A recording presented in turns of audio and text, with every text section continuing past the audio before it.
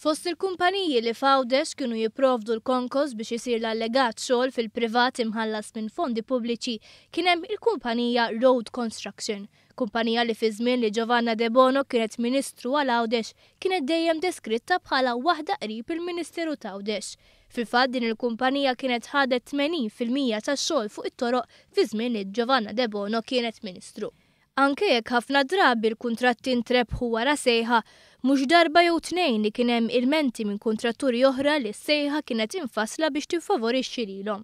Fis-snin li Giovanna De Bono għamlet Ministru, din il-kumpanija daħlet miljuni ta' euro minn xogħlijiet f'Għawdex.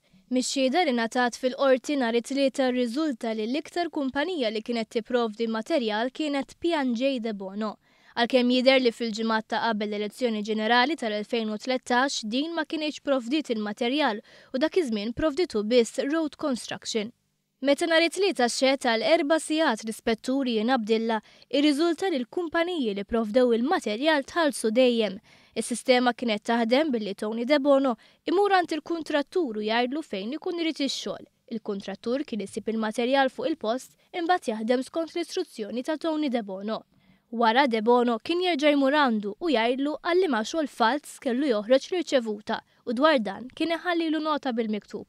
Noti li suppost intremew iżda fil-fatt inżammu u li nhar it-tlieta kienu ppreżentati fil-qorti flimkien mal-irċevuti folot u għad kbir ta' dokumenti oħra.